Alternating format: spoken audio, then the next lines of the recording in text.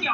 वो ऐसा नहीं है कि हम पढ़ाते हैं, हम शिक्षा दाता नहीं है क्या? वो नहीं है क्या? डॉक्टर कहता मैं प्राणदाता नहीं हूँ क्या? अरे सब कुछ हो, अगर अन्नमय कोश नहीं है, अन्न नहीं है और किसान प्रकार का कार्य नहीं करता है तो कितने संस्था तुम कहाँ लगाओ, कैसे लगाओगे?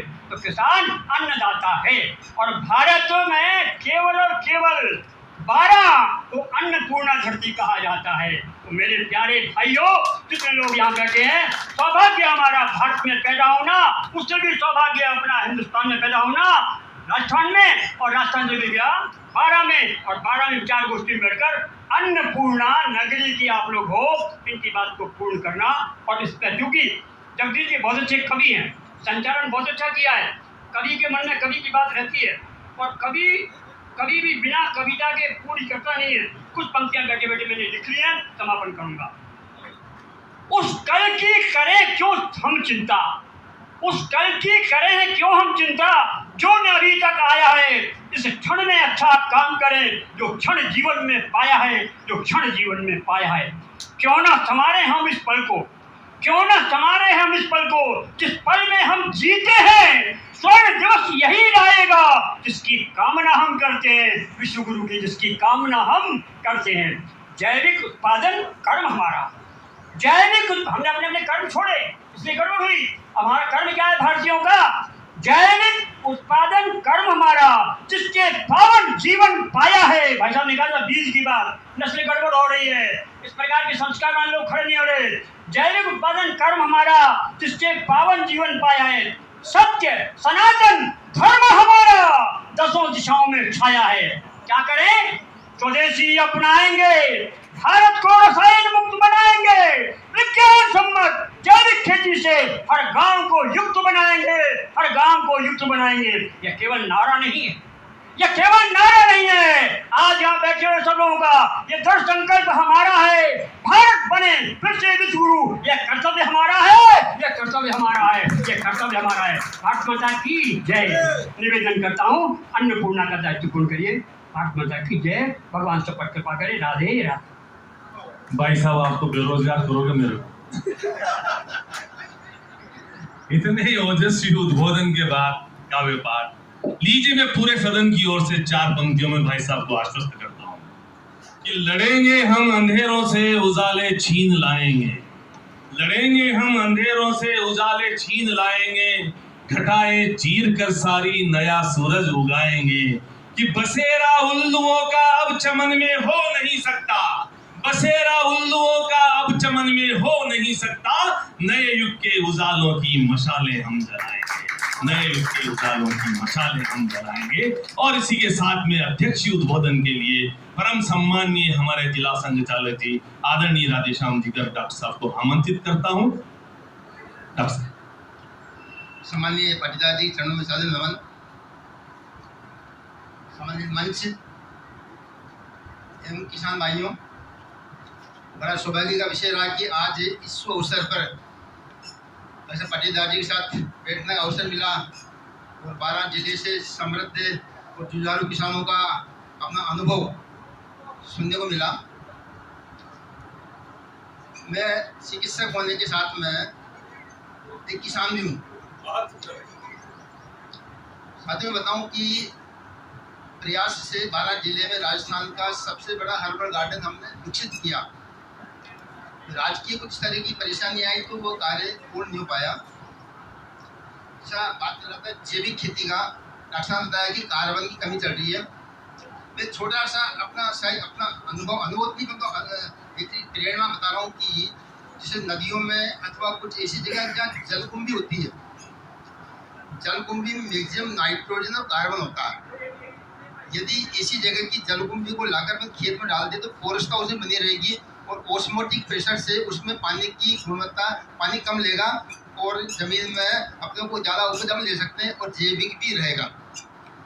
मैं चिकित्सक होने के नाते डॉक्टर भाई साहब से एक सुझाव देना चाहूँगा कि अपन खरपतवार नाशक अथवा कृषि में जो कीटनाशक दवाएं काम ले रहा है, मेरा अपना अनुभव रहा। आज से 25 साल 30 साल पहले खेतों में किसान की मेहर पर कुछ जड़ी बूटियाँ बेल लगती थी। उनका मैं नाम बताऊँ, हमारे संस्कृत में उसका कृतविधन, एक कड़ी तुरई होती है ना, कड़ी तुरई, भैंस जिसको देसी भाषा में भैंसी बोलते थे, और तुरे की छोटी प्रजाति, इसको हमारी भाषा में कर्तवेदन बोलते हैं। एक है इक्ष्वाकु बाबा जी की तुम्बी, एक पटोल पत्र जिसे भाषा में आँख फोड़ बोलते हैं। मैंने बहुत अच्छी तरह से अनुभव किया। कृषि विज्ञान केंद्र में मैंने बताया था कि इक्ष्वाकु इसको बाबा जी की कड़ी तुम्बी बोलते हैं। उस तुम्बी के अंदर में मैंने तेल डाला और तेल डालने के बाद में जो कसारियाँ होती थी, कसारी के ऊपर तेल डालने के बाद सिर्फ 30 सेकेंड में कसारी मर गई। तो पहले के टाइम पे जो खेत की मेड़ पर इस तरह की जो बेलें लगती थी, उनका लगभग समाप्त प्राय हो गया। तो मेरा सुझाव था कुछ बीज अपन कुछ खेतों में इस तरह का प्रयास कर सकते हैं कि उनसे अपनी जैविक खेती भी बनी रहे और नवाचार भी अपन कर सकें। ऐसा बताया था कि कुछ खेती जो एक साथ जब 4 खेती ले ली, तो 4 तरह की पहला जब जमीन में उतनी उर्वरकता नहीं है, उतनी उत्पादक क्षमता नहीं है, तो अपन कैसे ले सकेंगे। तो फसल चक्र जो चलता था, उसी तरह से मैं अपने अनुभव में बताना चाहूँगा कि अपन किसान ने गाय भी पालते हैं।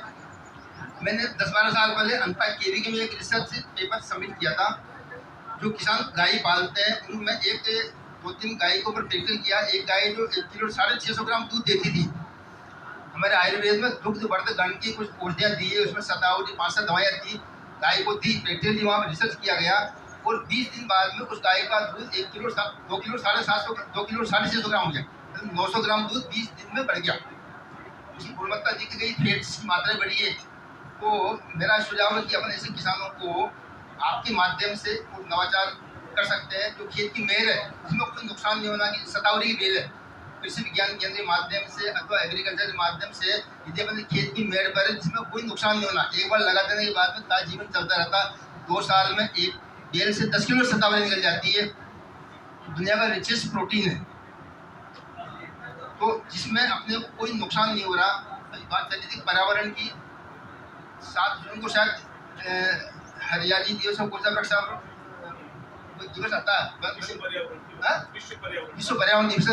मैंने भारत प्रशासन को अथवा वन विभाग को एक सुझाव दिया था कि जो अपन सब्सिडी अथवा जो भी सुविधाओं का उपभोग करते हैं, यदि 5 बीघा जमीन पर एक नीम का पेड़ अपन ने लगा दिया, तो नीम के पेड़ के माध्यम से अपन गुणवत्ता के दृष्टिकोण से अथवा उसमें कार्बन की जो कमी हो रही है उसको अपन पूर्ति कर सकते हैं। अपन अकाल के टाइम में देखा, आज से 15-20 साल पहले जब अकाल पड़ा था, महुआ के पेड़, आम के पेड़ सूख गए थे, परंतु नीम का पेड़ नहीं सूखा।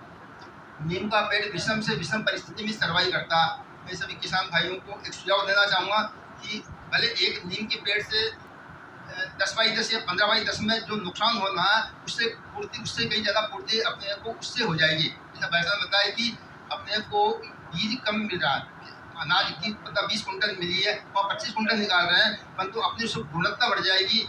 उन्हें मैं संघ के माध्यम से किसान भाइयों ने मेरे को आमंत्रित किया, मैं आप सबका आभारी हूँ। विशेष रूप से किसान भारती विज्ञान भारती और किसान मंच जो भारतीय किसान मंच है, किसान संघ है, आप लोगों ने जो ये अच्छा कार्यक्रम किया है, उन्हें आप सबका आभार।